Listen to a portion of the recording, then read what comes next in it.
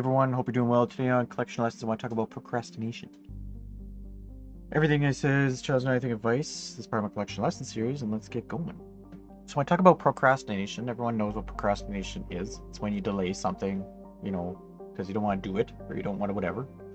And in this video, I want to show that it's hard because a lot of media, I'll call it, it's designed to make you procrastinate, at the same time take your dollars from you. So when I talk about procrastination in this sense, it's like, yeah, sure, I don't want to sweep or mop or whatever. That's, you can procrastinate anything. That's not quite what I'm talking about. I'm talking about procrastination more in a business type sense. So the idea is, like, for streaming, sites such as, like Netflix or Amazon Prime Video or whatever, all those things, they are designed to, get you so focused in it that you don't leave, right? I remember, I forget which one it was that said, their biggest competitor is not each other. The biggest competitor is you basically leaving the TV. It's you sleeping. It's you actually being productive. So they actually they design their algorithms and they design the way that they show you content based on your preferences to try and keep you in front of them. So they are basically designed to make you procrastinate. When you finish a video or a movie or a TV show and then it starts like a 5-second countdown until it starts the next one, you're like, it's just one more and I need to know what happened. They catch you in that 5-second procrastination window to try and get you to go for another. TV shows do this, with the way that they end in general, where they want you to come back. This is how they were designed before, even, where they want you to come back next week to find out what happened. But you put that on top of like a Netflix or an Amazon Prime algorithm or computer algorithm, where they also capture you in that moment of, I gotta wait another week. And this is why they sometimes release whole seasons of TV shows all at once, because they can catch you and they get your time up front. And people don't understand that your time is actually worth something. It's some sort of value as associated with your time. Whatever you value that to be, that's up to you. But people think of time equals dollars or time equals whatever. Time equals your value of whatever you put it on. So, people will say, well, I pay, $5, $10, $15, whatever Netflix is up to now. I don't even know. People will say, well, I pay $15. I get the whole season at once. It's great. I can watch it, binge watch it. It's like, that you're not just going to binge watch one season. You might do 2, 3. You might do another show, because once you're done one, they want to keep you in front of there to do another and another and another. So in a business sense, look at like Netflix or whatever video streaming site you use, doesn't matter, where they have algos that try and get you to procrastinate. You know how to spell procrastination. They try and get you to procrastinate. Meanwhile, so you give them all of this, what do they get in return? They get your dollars. So, how predatory does that feel now? How predatory does it feel that they're picking on those 5 seconds of you being like, I'm gonna have to wait? They're picking on your procrastination. They're hoping, they're praying, they're prospecting you, they're hunting. They are predatory towards your procrastination part in your mind to meanwhile numb you so that you pay your dollars to them and your dollars don't go to your future.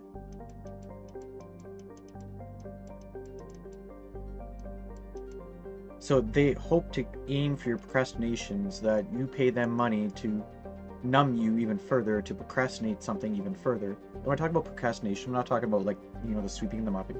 I'm talking about procrastination in a sense of you're not, you have no control in a sense of your future. They're taking your dollars before you can put them into investments. And they're taking from your future, just like in my other video, in the last couple weeks or whatever that came out. They're taking your time and your money. It's like, have you ever watched like WALL-E? WALL-E was a really great, kids movie, but if you look at it as an adult and you look at how people became so numb that they just sit in a chair all day and eat and watch stuff, and they have that enjoyment there. However, they still go to the job they don't like, or they just rely on the system to take care of them, and it really sucks. And I think that's, in a, they call it like an iceberg term, where it's like, you see what WALL-E is at face value, where it's like, a kid's show with a robot, and it's so cute and it's so good and I love it. It's a great movie, not saying that. But if you look at like a step further and talk about conspiracy theories around it, it's like that's basically where our life could go. It almost should be like a Black Mirror episode. If you look at Black Mirror, if you watch Black Mirror TV shows, it shows how technology can be used in a very different and obscure and how bad it can actually be with technology in the future. If you look at Black Mirror, that's another great TV series that I think Netflix owns now. But basically, they're trying to steal your future from you so that you get satisfaction right now. And your dollars go to them right now instead of going to investments. It's funny, people will pay like $16 or whatever Netflix is per month, but they don't buy $16 of stocks per month. Even Netflix stock. Think of it like this. Like for, investment of time, that you put in investment in time at like a JOB, your investment of time can go two ways. You can either buy $16 per month of Netflix to consume and procrastinate more, so you have to make more at your job to then pay more, going up this way and up that way. Or you go the investments route and you pay $16 to buy $16 of Netflix stock, which is usually going up. I know Netflix stock has gone up and down. It's a market cycle like anything else. But if you just pay $16 and get nothing, that's a like 0% return, right? You can think of it like that. People pay, so like it's $16 over a month. Well, it's 160 over 10 months, and then it's another zero if you add over 100 months. It's like, if you just bought 1,600 of Netflix stock, I wonder what 1,600 of Netflix stock when you bought it over here would be worth. What is it worth? I pretty much guarantee it's not worth zero. And I can pretty much say, if you just did $16 monthly to investments such as Netflix, such as this, I'm not going to look at the numbers. You can look at the chart if you want. I'm just going to say I'm like 99.99% sure it is worth more than $1,600 if you just bought it over the course of Netflix being alive. Think of it like that. Where are you spending the money? Are you spending it to consume, to procrastinate? Or are you putting that money towards an investment that is probably worth more, that you could sell at any time? You could liquidate at any time. That's what I like about liquid investments, not a locked-in pension Ponzi plan type thing, but like an investment such as a stock where you can take it out essentially at any time, other than like times of the market or whatever, where it's like, a weekend and they're not open or something like that, which is another ridiculous thing because somehow the banks and the whole stock system works without weekends. I wish that was the case for crypto, but anyway, this is what I'm talking about. Procrastination is not just, I don't want to sweep. Procrastination is what is taking your time and then you giving them your money that is stealing from your future.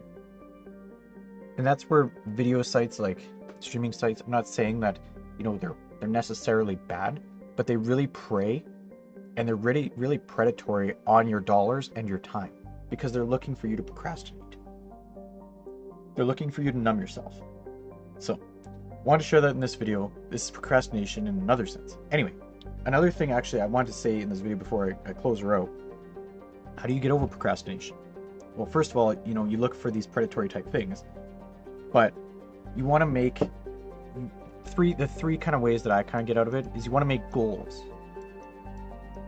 And you want to make goals either for the day, for the month, or whatever. You want to be like, I want to get all this done, and then I will watch my video or my show or my whatever.